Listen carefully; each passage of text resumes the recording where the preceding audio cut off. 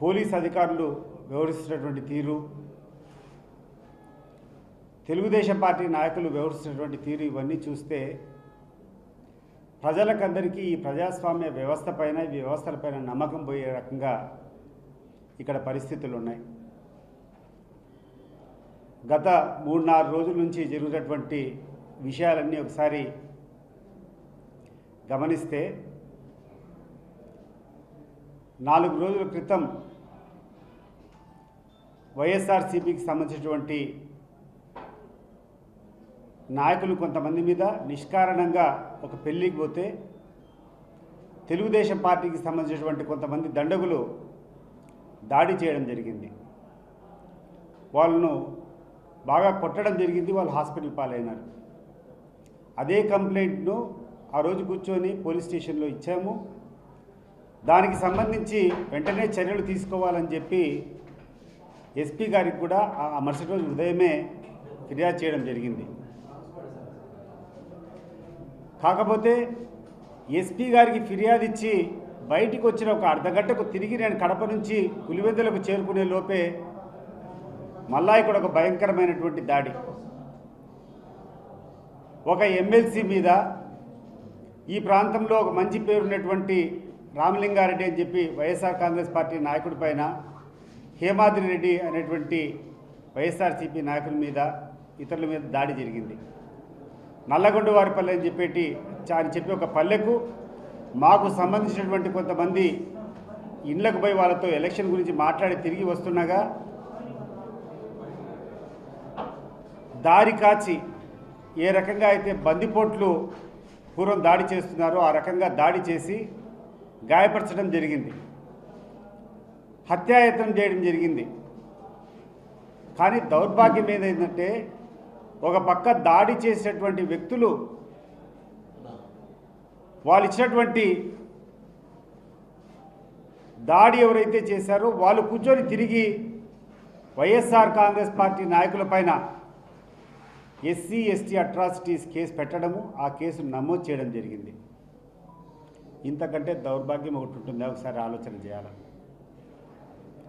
దాని తదనంతరం స్థానికంగా ఎవరైతే న్యాయం చేయాలనో, ఎవరైతే ఇక్కడ ప్రజలకు రక్షణ కల్పించాలనో ఆ పోలీస్ అధికారులు, ముఖ్యంగా ఒక డిఐజీ స్థాయి ఉన్నటువంటి అధికారి కూర్చొని అతను మాట్లాడినటువంటి భాష, పత్తి వ్యాపారానికి పోయినారా అంటాడు. నేను అడుగుతున్నా ఈ డిఐజీ గారిని, అయ్యా ప్రవీణ్ కుమార్ గారు, మీరు మాట్లాడేటువంటి తీరు ఎవరైనా గమనిస్తే అసలు ఒక కానిస్టేబుల్కి ఇచ్చేటువంటి గౌరవం కూడా నీకు అని చెప్పి నీకు తెలియజేస్తున్నా. ఎంత నీచమైనటువంటి మాటలు. ఒకవైపు నువ్వు కూర్చొని పత్యాపారం చేయని పోయినారా అంటావు, ఇంకోవైపు కూర్చొని మీ పోలీసులోనే లేకుంటే తలలు లేచిపోయేటి అని మాట్లాడావు. నువ్వు స్వయంగా మాట్లాడేటువంటి మాటలు గుర్తుపెట్టుకోండి డిఐజీ గారు. పోలీసు ఎవరైనా వస్తున్నారంటే ఈ పోలీసులు రక్షణ కల్పిస్తారు, ఈ పోలీసులు తప్పెవరైనా చేస్తే శిక్షిస్తారని చెప్పి దండగులు కొన్ని మైళ్ళ దూరంలో ఉండాలి.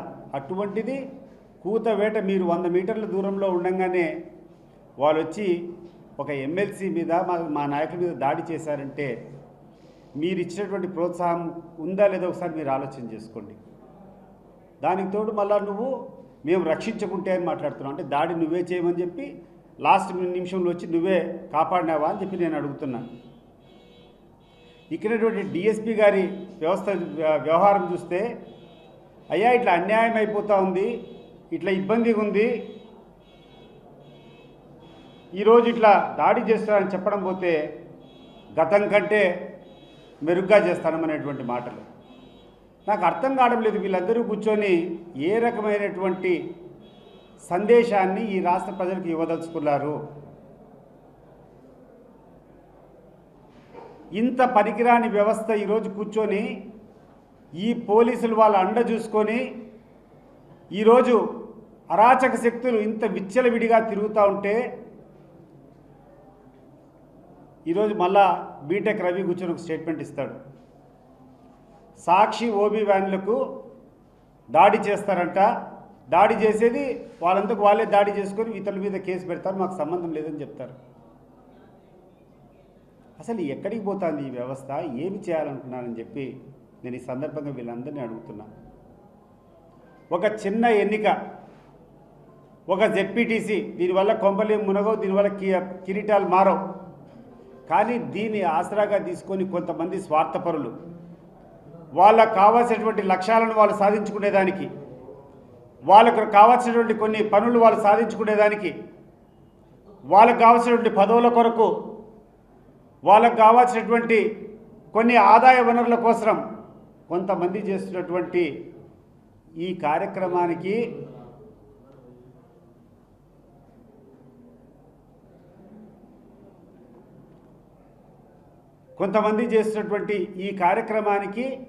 ఇంత పెద్ద ఎత్తున ఈ రాష్ట్రంలో ఉన్నటువంటి ప్రభుత్వ పెద్దలందరూ కూడా సహకరించడం ఒక పైశాచిక ఆనందంతో దీనంతా ఎంకరేజ్ చేయడం చూస్తూ ఉంటే ఈ రాష్ట్ర ప్రజలంతా కూడా దిగ్భ్రాంతికి గురవుతున్నారు. ఇటీవలనే గడిచిన 1-2 రోజుల నుంచి నాకు సన్నిహితులుగా ఉన్నటువంటి కొంతమంది ఫోన్ చేసి చెప్తున్నారు, అన్నా నువ్వు జాగ్రత్తగా ఉండాలా, నువ్వు భద్రంగా ఉండని. ఏ రకంగా నేను భద్రంగా ఉండాలా? నేను ఒక 20-30 వాహనాలు వేసుకొని పోతే మీ వెంట ఎక్కువ మంది వస్తున్నారని చెప్పి ఆపేటువంటి పరిస్థితులు, మేము ఒక కర్ర పట్టుకొని పోయినా కూడా మీరు ఎందుకు ఇవన్నీ మారణాయుధాలు పట్టుకొని పోవాలనేటువంటి పరిస్థితులు, ఒక్క పోలీస్ ప్రొటెక్షన్ లేదు. అయినా కూడా ధైర్యంగా ఈరోజు ఎన్నికలు ఫేస్ చేస్తాం కూడా. ఒకవైపు వీళ్ళే హింస ప్రేరేపించి, ఒకవైపు వీళ్ళే దాడులు చేసి వైఎస్ఆర్ కాంగ్రెస్ పార్టీ నాయకులపైన ఆ నెపాన్ని రుద్దడం, వైఎస్ఆర్ కాంగ్రెస్ పార్టీలను మళ్ళా దాంట్లో దోషులుగా చిత్రీకరించి కేసులు పెట్టడం. నిన్న అర్ధరాత్రి కూర్చొని నల్లపరెడ్డిపల్లికి సంబంధించినటువంటి మా నాయకులను ఒక 17 మందిని తీసుకొని వచ్చినారు. ఏందయ్యా కేసు అంటే, ఆ రోజు వేల్పుల రామును మా ఎమ్మెల్సీ రమేష్ యాదవ్ను దాడి చేసేటువంటి సందర్భంగా తెలుగుదేశం పార్టీ ఇచ్చినటువంటి తప్పుడు ఫిర్యాదు ఒక SC/ST కేసు కట్టి దాంట్లో వీళ్ళని ముద్దాయిలుగా చేర్చారు. ఆ యొక్క ముద్దాయిలు పట్టుకొని వచ్చి ఇక్కడ పోలీస్ స్టేషన్లో చూస్తే దాంట్లో 2-3 పోలీస్ స్టేషన్లోనే ఉన్నారు. ఆ కేసు చూడండి మీరు. ఆ సమయంలో, ఏ సమయంలో అయితే దాడి జరిగిందని చెప్పి ముద్దాయిలుగా ఈ పోలీసులు చేర్చారో ఆ సమయంలో పోలీస్ స్టేషన్లోనే ఉన్నారు ఈ ముద్దాయిలు. దాన్ని ఏమంటారు, మన బైండ్ ఓవర్ కేసు పెట్టుకొని పోలీస్ స్టేషన్లో ఉన్నారు. కొంతమంది అదే సమయంలో వీడియోలు ఉన్నాయి. అవినాష్ రెడ్డి గారు ప్రచారం చేస్తూ ఉంటే పక్కనటువంటి గ్రామంలో ఆడ ప్రచారంలో పాల్గొనే వాళ్ళు ఉన్నారు. వాళ్ళందరినీ తీసుకొని వచ్చి ఈరోజు కేసు పెట్టి లోపలికి రమ్మని చెప్తాను. నేను పోలీసులు అడుగుతున్నా, మీరు ఏ రకమైనటువంటి వాతావరణాన్ని సృష్టిస్తారో, ఈడ కల్పిస్తారో మీరు ఒక స్పష్టత ఇవ్వండి. మీకు అవసరం అనుకుంటే ఒక లిస్ట్ ఇవ్వండి, పలానోళ్ళు మాకు కావాలా, లేకుంటే బైండ్ ఓవర్ చేయాలా, లేకుంటే అంటే పలానోళ్ళ మీద కేసు ఉంటే వీళ్ళని అలో చేయమని చెప్పండి, మేమే పంపిస్తాం వాళ్ళ దగ్గరికి. కానీ అర్ధరాత్రులు పోయి ఎవరు ఊర్లలో ఉండకుండా వాళ్ళందరినీ కూడా ఊర్లు వదిలేటట్టు చేసేటువంటి సాంప్రదాయం ఇది మంచిది కాదని చెప్పి పోలీసులకు చెప్తున్నా. ఎన్ని దౌర్జన్యకరమైనటువంటి పరిస్థితులున్నా, ఎన్ని ఇబ్బందికరమైన పరిస్థితులున్నా, బహుశా తెలుగుదేశం పార్టీ నాయకులు అనుకుంటున్నారేమో మేము ఈ అరాచకాలు భరించలేక ఈ ఎలక్షన్ వదిలిపెట్టేస్తాము, ఈ ఎలక్షన్ ఏదో మేము వదిలిపెడతామని చెప్పి అనుకుంటారనుకో. వదిలిపెట్టే సమస్య లేదు. ఆఖరికి మా గ్రామాల్లో ఉన్నటువంటి మా మహిళలు సైతం దీన్ని ఎదుర్కొంటారు. మీరు చేసే అరాచకాలన్నిటి ఎదుర్కొని కూడా ఆ రోజు పోలింగ్లోకి మా మహిళల ఆదరణలో కూడా నడిపించేదానికి మేము సిద్ధంగా ఉన్నాం. ఇంత భయంకరమైనటువంటి పరిస్థితులు తీసుకొని వచ్చేదానికి చంద్రబాబు నాయుడు గారికి చెప్తున్నా నేను, సార్ మీకు అంతో ఇంతో ఒక మంచి గుర్తింపు ఉంది, మీరు వ్యవస్థను కొంచెం బాగా నడుపుతారని చెప్పి గతంలో. కానీ ఈరోజు ఏందండి, ఇక్కడ జరుగుతున్నటువంటి పరిస్థితులు ఏంది, ఇక్కడ జరుగుతున్నటువంటి అన్యాయాలు ఏంది, ఇక్కడ జరిగేటువంటి అక్రమాలు ఏంది, ఇక్కడ ఎవరు మాట్లాడుకున్నా మాకు పైనుంచి మా హైకమాండ్ నుంచి మాకు ఆర్డర్లు వచ్చినాయి, ఎటువంటి పరిస్థితుల్లో ఈ జెడ్పీటీసీ గెలుచుకోవాలా, ఏమి చేస్తారో మాకు తెలియదు, కానీ ఈ జెడ్పీటీసీ గెలుచుకొని మా నాన్నకు గిఫ్ట్ ఇవ్వాలా అనేటువంటి వాతావరణం ఇక్కడ ఎక్కడ చూసినా తెలుగుదేశం పార్టీ నాయకులు కొంతమంది మాట్లాడుతున్నారు.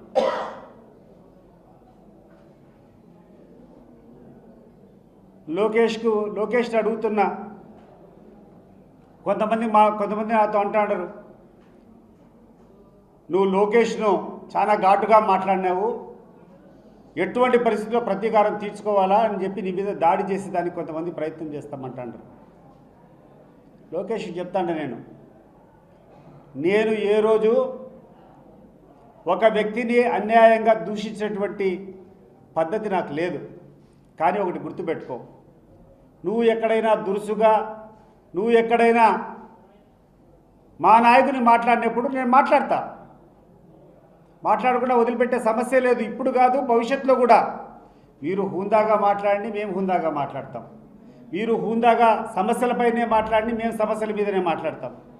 దానికి తప్పి మీరు అనుచితమైన వ్యాఖ్యలు చేస్తే అనుచితంగానే ఉంటాయి మా దగ్గర నుంచి వచ్చినటువంటి రిప్లై. దాని గురించి కాంప్రమైజ్ కాము. మీరు మీ భాష మార్చుకోండి, మేము మా భాష మార్చుకుంటాం. మీరు సరైనటువంటి భాష మాట్లాడకుండా మేము మాట్లాడితే మా మీద కక్ష సాధింపు చేస్తామంటే చేసుకో. ఎవ్వడు ఇక్కడ భయపడేటువంటి పరిస్థితులు లేరు. ఈరోజు మాకు ఈ ప్రజాస్వామ్యం మీద గౌరవం ఉంది, ఈ ప్రజాస్వామ్య వ్యవస్థల మీద గౌరవం ఉంది. కానీ ఈ వ్యవస్థలో ఉన్నటువంటి కొంతమంది ఇక్కడటువంటి అధికారులు చేసినటువంటి తీరు చాలా తీవ్ర దిగ్భ్రాంతి కలిగిస్తూ ఉంది. ఎన్నికల కమిషన్కు అనేక సార్లు మేము చెప్పాం, ఇక్కడ జరుగుతున్నటువంటి పరిస్థితులు వాళ్ళ దృష్టికి తీసుకొని వచ్చాం. ఎన్నికల కమిషన్ కూడా మీరు సమర్థవంతంగా ఎన్నికలు నిర్వహించినట్లయితే ఈ కార్యక్రమాన్ని పెట్టండి, కానీ మీకు ఆ శక్తి సామర్థ్యాలు లేనప్పుడు ఎందుకు ఈ ఎలక్షన్ పిలుస్తారు? మీరు ఎలక్షన్ పిలిచినప్పుడు ఇక్కడ ఇష్టానుసారంగా పోలింగ్ స్టేషన్లు సైతం ఎక్కడైనా ఏ ఊర్లో అయినా పోలింగ్ స్టేషన్కు దగ్గరగా ఉన్నటువంటి, అత్యంత దగ్గరగా ఉన్నటువంటి ప్రభుత్వ భవనంలో పోలింగ్ స్టేషన్ పెట్టాలి. ఒక గ్రామానికి ఇంకొక గ్రామంలో పోయి ఓట్లు వేయాలంట, ఆ ఇతర గ్రామం ఉండే వాళ్ళు వీళ్ళ ఊర్లో పోయి పోలింగ్ పెట్టేటువంటి పరిస్థితి, తారుమారు చేసేటువంటి పరిస్థితి ఉంటే ఏం చేస్తున్నారని చెప్పి నేను అడుగుతున్నాను. ఈరోజు ఇక్కడటువంటి పరిస్థితుల దృష్ట్యా వైఎస్ఆర్ కాంగ్రెస్ పార్టీ నాయకులకు, వైఎస్ఆర్ కాంగ్రెస్ పార్టీ అభిమానులకు అందరికీ ఒకటే పిలిపిస్తున్నాం. ఎన్నికలు ఎటువంటి పరిస్థితుల్లో వీళ్ళు అరాచకాలు ఎన్ని చేసినా కూడా మనం స్వచ్ఛందంగా పాల్గొందాం, మనం స్వచ్ఛందంగా పోయి క్యూ లైన్లో నిలబడదాం, మనం ఓటు వేసుకునే దానికి ప్రయత్నం చేస్తాం. ఈ అరాచకాలు ఆగే పరిస్థితి లేవు. చూస్తూ ఉంటే ఈరోజు కూర్చొని నల్లపరెడ్డిపల్లిలో భాస్కర్ రెడ్డి, రాము వీళ్ళందరినీ తీసుకొని వచ్చిన పరిస్థితి చూస్తూ ఉంటే, వీళ్ళు పెట్టేటువంటి తప్పుడు కేసులు చూస్తూ ఉంటే వాళ్ళని ఎవరిని ఒక స్థాయిలో వాళ్ళందరినీ కూడా ఏదో రకంగా ఇబ్బంది పెట్టేటువంటి పరిస్థితులు స్పష్టంగా కనపడుతున్నాయి. జగన్మోహన్ రెడ్డి గారి మీద అభిమానులు ఉన్నటువంటి ప్రతి ఒక్కరికి చెప్తున్నాను, ఈ ఎన్నికలు ఒక ఛాలెంజ్గా తీసుకోండి. ఈ ఎన్నిక పులివెందుల పౌరుషానికి, ఈరోజు ఉన్నటువంటి ఈ లోకేష్ అహంకారానికి, ఈ రెడ్ బుక్ అహంకారానికి జరుగుతున్నటువంటి పోరు. ఇక్కడ సమస్యల పట్ల పోరు లేదు, ఇక్కడ ఉండేది ఒకటే ఒక పోరు. ఎటువంటి పరిస్థితుల్లో కూడా పులివెందుల్లో ఉన్నటువంటి జగన్మోహన్ రెడ్డి గారి ప్రతిష్టకు భంగం కలిగించాలనేదే వీళ్ళ లక్ష్యం. దానికోసం వీళ్ళు అక్రమైనటువంటి మార్గాలతో, ప్రజాస్వామ్యంలో ప్రజల బలంతో ఎవరైనా గెలవాలి, కానీ అక్రమ మార్గాలతో దౌర్జన్యాలతో గెలిచాలని చెప్పి ప్రయత్నం చేస్తూ ఉండరు. పులివెందుల ప్రజలకు ఒకటే విజ్ఞప్తి చేస్తున్నా నేను, ఒకసారి చూడండి, ఈ ప్రాంతంలో జరిగినటువంటి అభివృద్ధి చూడండి, ఈ ప్రాంతంలో ఉన్నటువంటి మెడికల్ కాలేజ్ చూడండి, ఈ ప్రాంతంలో ఉన్నటువంటి జేఎన్టీయూ చూడండి, ఈ ప్రాంతంలో ఉన్నటువంటి IIIT చూడండి, మండలంలో ఉన్నటువంటి పాలిటెక్నిక్ కాలేజీలు చూడండి, ప్రతి మండలంలో ఉన్నటువంటి జూనియర్ కాలేజీలు చూడండి, ఈ ఊర్లకు ఉన్నటువంటి రోడ్ల సౌకర్యం చూడండి, మన పొలాలకు వస్తున్నటువంటి నీటి సౌకర్యం గురించి చూడండి. అన్ని రకాలుగా కూడా ఈ నియోజకవర్గాన్ని రాష్ట్రంలోనే అత్యంత ఆదర్శవంతంగా దిద్దినటువంటి కుటుంబం వైఎస్ఆర్ కుటుంబం. మరి కేవలం స్వార్థంతో కొంతమంది చేసేటువంటి ఈ యొక్క బురద జల్లే కార్యక్రమం, ప్రజల పట్ల విశ్వాసం లేదు, ప్రజలకు సేవ చేసేటువంటి భావన వీళ్ళకి ఎక్కువసానా లేదు. ఒకవేళ వీళ్ళకి ఇటువంటి భావన ఉంటే నేను ఒకటి అడుగుతున్నాను, ఈ తెలుగుదేశం పార్టీ నాయకులు, గడిచిన 14 నెలల నుంచి మీ అధికారం ఉంది. మీరు అధికారంలో ఉన్నటువంటి ఈ 14 నెలల కాలంలో ఈ పులివెందుల ప్రజల కోసం మీరు ఏం చేశారో ఒకసారి ఆలోచన చేయండి. ఇక్కడటువంటి మెడికల్ కాలేజీకు ఎంసీఏ మెడికల్ అసోసియేషన్ వాళ్ళు 50 సీట్లు ఇక్కడ కేటాయిస్తే, మెడికల్ కౌన్సిల్ ఆఫ్ ఇండియా వాళ్ళు MCI medical council of India వాళ్ళు ఒక 50 సీట్లు కేటాయించి కాలేజ్ ప్రారంభం చేయమంటే గవర్నమెంట్ కాలేజు, మేము ఈ కాలేజీ మొదలు పెట్టలేమని చెప్పి ప్రభుత్వం రాసిచ్చింది. ఈ ప్రభుత్వానికి పులివెందుల పట్ల ఏమాత్రం చిత్తశుద్ధితో ఒకసారి ఆలోచన చేయండి. మరి ప్రభుత్వ పెద్దలు ఆ రకంగా ఉంటే స్థానికంగా ఉన్నటువంటి ఈ నాయకులు ఈరోజు జబ్బలు తిరుక్కొని పులివెందుల్లో తిరుగుతాండరు నిస్సిగ్గుగా. వాళ్ళని అడుగుతున్నా నేను, ఈ యొక్క కాలేజు ప్రభుత్వం కాలేజ్ శాంక్షన్ చేసేటువంటి కాలేజీలు వద్దని చెప్పించి రాసినటువంటి వాళ్ళు మీరందరూ ఈ ప్రాంతానికి కోసం ఏం చేశారు? ఈ కాలేజు అన్యాయంగా మూసేస్తున్నారు, ఈ మా ప్రాంతానికి ఇది, మీరు ఎటువంటి పరిస్థితుల్లో కూడా దీన్ని శాంక్షన్ చేయాలి సార్, దీన్ని నడపాలని చెప్పి మీరు కోరాల్సింది పోయి ఒక్కడొక మాట మాట్లాడాను అని చెప్పి నేను అడుగుతున్నాను. ఈ జిల్లా నాయకులందరినీ అడుగుతున్నాను నేను, పులివెందుల మెడికల్ కాలేజ్కి సంబంధించి ఈ యొక్క సీట్లు వద్దు అని చెప్పేసి ఈ కాలేజీలు నడపకుండా ఆపినప్పుడు మీ ప్రతిస్పందన ఏంది అని చెప్పి నేను అడుగుతున్నాను. ఈ ప్రాంతంలో ఉన్నటువంటి ఇరిగేషన్ ప్రాజెక్ట్స్, ఈ ప్రాంతంలో ఉన్నటువంటి రోడ్లు, ఈ ప్రాంతంలో ఉన్నటువంటి అభివృద్ధి కార్యక్రమాలన్నీ గడిచిన 14 నెలల నుంచి ఎక్కడన్నా ఒక క్యూబిక్ మీటర్ కాంక్రీట్ వేశారా?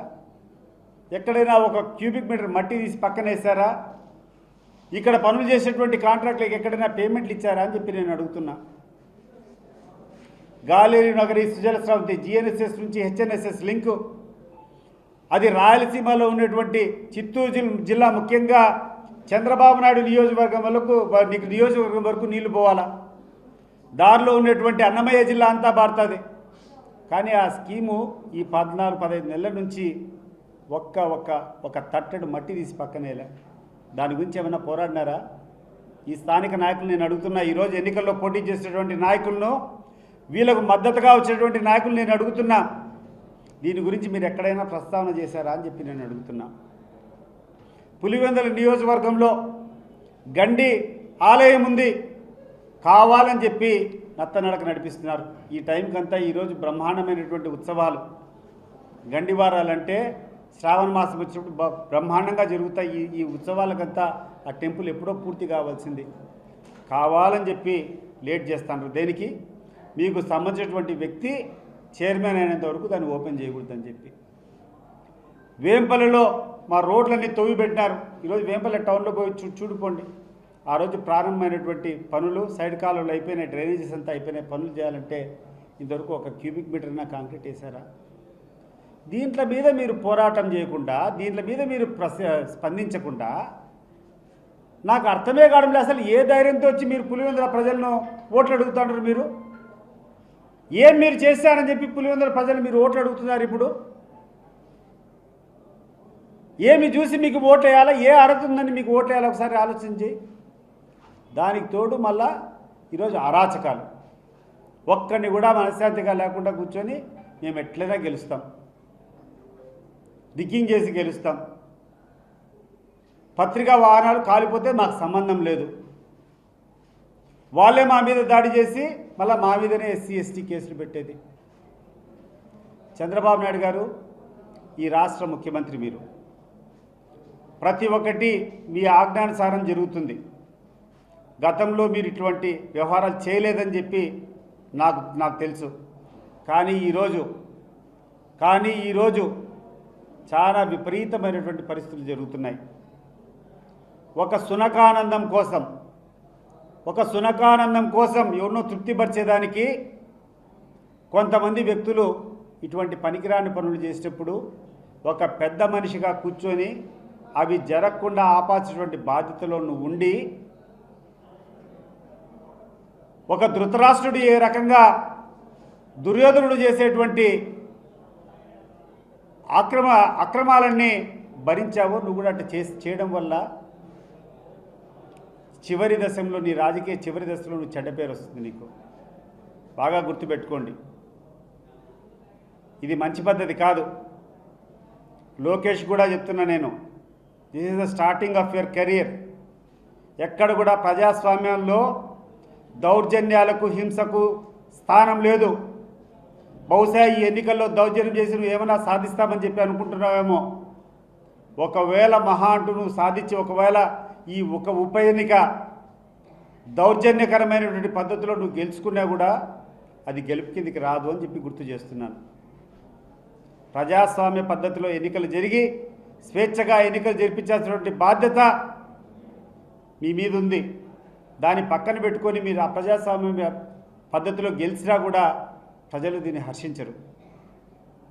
మీరేమో ఒకటి గెలిచి దీనివల్ల ఏదో చాలా పెద్ద వీరులని మీరు చెప్పాలనుకుంటారేమో, కానీ దీనివల్ల మీరు రాష్ట్ర ప్రజల దృష్టిలో చరిత్రహీనులవుతారని చెప్పి చెప్పుకుంటూ, పోలీసులకు ముఖ్యంగా నేను చెప్తున్నాను, ఇంత దౌర్భాగ్యమైనటువంటి పోలీసింగ్ మా వ్యవస్థలో చూడలే. ఎప్పుడే కానీ 40 సంవత్సరాల నుంచి నేను రాజకీయాల్లో ఉన్నా ఎప్పుడు కూడా ఇంత దౌర్భాగ్యమైనటువంటి పరిస్థితులు చూడలే. ఒక ఎస్సీ ఎస్టీ అట్రాసిటీ కేసు నల్లపరెడ్డిపల్లెలో ఉన్నటువంటి వ్యక్తుల మీద పెట్టింది, ఈరోజు తీసుకొని పోయి స్టేషన్లో పోయి పెట్టింది పోలీసులు. ఇప్పుడు వాళ్ళ ప్రత్యర్థులు కూర్చొని పలానోళ్ళు దాడి చేశారంటే ఏమైనా అనుకోవచ్చు.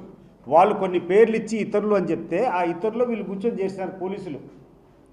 మరి మీ ఆఫీస్లో ఉండేటువంటి వాళ్ళు అక్కడ పోయి ఎస్సీ ఎస్టీలను ఎక్కడి నుంచి కొడతారు అని చెప్పి నేను అడుగుతున్నా. మీ స్టేషన్లో మీ పోలీస్ స్టేషన్లో కూర్చొని మీకు బైండ్ ఓవర్ అయినటువంటి వ్యక్తులు అక్కడెక్కడో నల్లగొండవారిపల్లిలో కూర్చొని ఎస్సీ ఎస్టీ కేసు పెట్టారంటే అసలు మీరు ఏ రకంగా ప్రయాణం చేస్తున్నారో ఒకసారి గుర్తు తెచ్చుకోండి. డిఐజీ గారు, మీరు మాట్లాడేటువంటి మాటలు ఈరోజు ఈ రాష్ట్రంలో ప్రతి ఒక్కరు కూడా అసహ్యించుకుంటారు. మీరు డిఐజీ స్థాయిలో ఉన్నటువంటి వ్యక్తిగా మీరు వ్యవహరించడం లేదు. డిఐజీ గారి కంటే నేను ఎస్పీ గారికి కూడా వినవిస్తున్నా, మీకు అంతో ఇంతో మంచి పేరు ఉంది. మీరు చూస్తూ ఇక్కడ జరిగేటువంటి అరాచకాలన్నింటినీ చూస్తూ ఊరుకోవడం చాలా పొరపాటు. తప్పు చేసే వాళ్ళను మందలించాల్సినటువంటి బాధ్యత, తప్పు జరగకుండా చూడాల్సినటువంటి బాధ్యత ఈ జిల్లాలో పోలీస్ అధికారిగా మీకుంది. కానీ మిమ్మల్ని సైలెంట్గా పక్కన పెట్టించుకొని ఇక్కడ ఈ అధికార పార్టీకి తొత్తులైనటువంటి పై అధికారులు కూర్చొని పెత్తనం చెలాయించేటువంటి పరిస్థితులు ఉన్నాయి. కాబట్టి మీరు దయచేసి మీ యొక్క పవర్ మీరు చూపించండి. రాజ్యాంగబద్ధంగా ఒక పోలీస్ ఆఫీసర్గా, ఒక ఎస్పీగా మీరు ఏదైతే వ్యవహారం చేయాలో మీరు ఇక్కడికి వచ్చి దాన్ని చేపించాలని చెప్పి సహృదయంగా మిమ్మల్ని కోరుకుంటున్నాను. ఇంకొక విషయం, నేను ఈరోజు డీజీపీ గారికి ఈ పత్రికా సమావేశం ద్వారా నేను అభ్యర్థిస్తున్నా, నా మీదికి దాడి జరగబోతున్నట్టు నాకు స్పష్టంగా కొంతమంది తెలుగుదేశం పార్టీ నాయకుల ద్వారానే నాకు ఒక వర్తమానం అందింది. నేను నిరాయుధుణ్ణి, నన్ను కాపాల్సినటువంటి బాధ్యత పోలీసులది. ఇన్ కేస్ మీరు కాపాడలేకపోతే మీకు చేతనైతే నన్ను కాపాడండి, నా మీద జరగకుండా చూడండి. ఇన్ కేస్ జరగకుండా పోతే నా మీద జరగబోయేటువంటి దాడి స్పాన్సర్డ్ బై ఈ రాష్ట్ర ప్రభుత్వం, లోకేష్ అండ్ బీటెక్ రవి. నాకేమైనా జరిగినా సుమోటోగా లోకేష్ను, బీటెక్ రవిని పెట్టి సిబిఐ ద్వారా విచారణ చేయాలని చెప్పి నేను కోరుకుంటున్నాను. ఎందుకంటే ఇక్కడటువంటి పోలీసుల ద్వారా న్యాయం జరిగేటువంటి పరిస్థితులు లేవు. ఈడ పోలీసులు కాదు, పచ్చకండవాలు వేసుకొని తిరుగుతాండ్రు. ఇక్కడటువంటి డిఎస్పీ కానీ, ఇక్కడటువంటి రూరల్ సిఐ కానీ, ఇక్కడటువంటి డిఐజీ కానీ వాళ్ళకి పెత్తనం ఇచ్చినారు. నిజాయితీ పట్ల అధికారులంతా పక్కన కూర్చొని ఉన్నారు. వీళ్ళ వల్ల ఎటువంటి న్యాయం జరగదు. నా మీద దాడి జరిగితే, నా మీద ఏ రకమైనటువంటి జరిగినా కూడా ప్రధానంగా ఈ రాష్ట్రంలో ఉన్నటువంటి మంత్రి లోకేష్ను, అదే రకంగా ఇక్కడటువంటి స్థానిక తెలుగుదేశం ఇన్ఛార్జ్ బీటెక్ రవిని సుమోటోగా పెట్టి సిబిఐ ద్వారానే ఎంక్వైరీ జరగాలని చెప్పి నేను కోరుకుంటున్నాను, నా మీద ఏమైనా దాడి జరిగితే.